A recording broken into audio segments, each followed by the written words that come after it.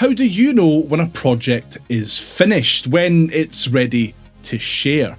If you're anything like me, starting a new project is dead easy.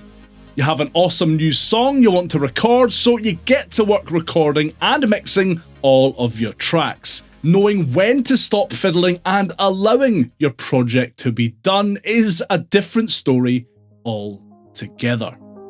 In this video, I'm going to share 5 tips to help you finish more music. Look, I'm not saying that you should settle for poorer results than you know you're capable of. It's always good to try and make things as good as you possibly can.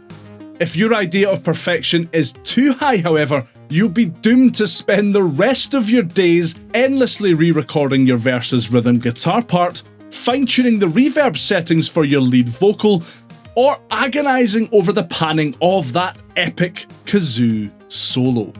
Small imperfections and mistakes are not only okay, they can help make your music seem authentic and personable. Embracing the mistakes certainly didn't do any harm to Nirvana. There's a little spot there where Kurt came in too early, and we left it in. The Police.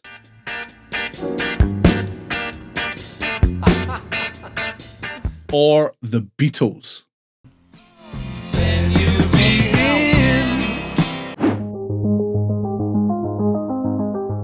It's a good idea to export your project to an MP3 or WAV file at least a couple of times while you're working on it.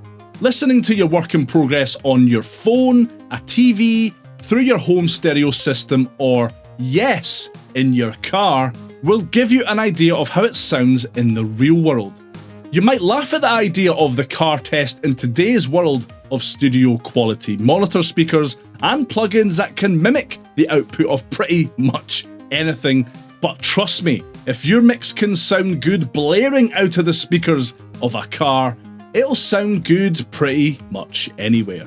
It's also a good idea to keep multiple revisions of your project to hand, allowing you to revisit older versions. Hearing how your current version compares, you may rediscover the direction the song was originally going in, or if that metal as kazoo solo actually improves your outro.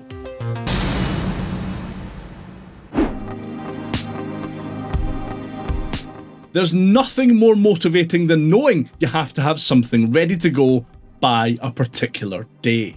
Tell a friend, your partner, or your fans that you'll have that song you've been working on ready to go by a week next Tuesday, or whatever. The point is, you'll be amazed how much more focused you'll be on getting it ready when you set yourself a deadline.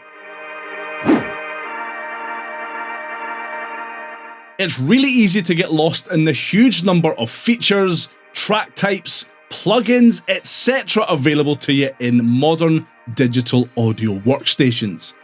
Fiddling with different effects and production options are probably a couple of my biggest mixing vices, and the reason why I have a large number of unfinished projects gathering digital dust in my GarageBand projects folder.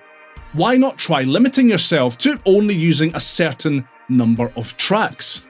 Or only allow yourself to use your DAW's stock plugins.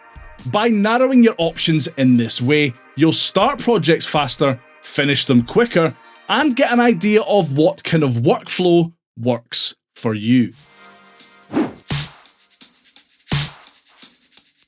I've got a confession to make.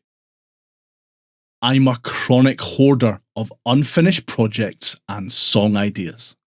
As I make this video, there are over 200 projects in both my Mac and iPad's GarageBand project folders, around 18 of them being fully complete songs. Having too many ideas knocking around your hard drive can get in the way of finishing any projects. In fact, knowing when to delete old ideas is a great way to improve focus on what you're currently working on. And listen, I totally get it. Getting rid of old ideas can be a bit scary at first. But personally, I found it rather rewarding. Clear out your old project files and you'll be surprised how much more focused you'll be on finishing what's left.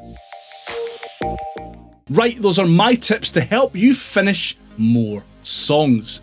If you liked any of them, hit that like button down below. If you disagreed, then leave me a comment and let me know why.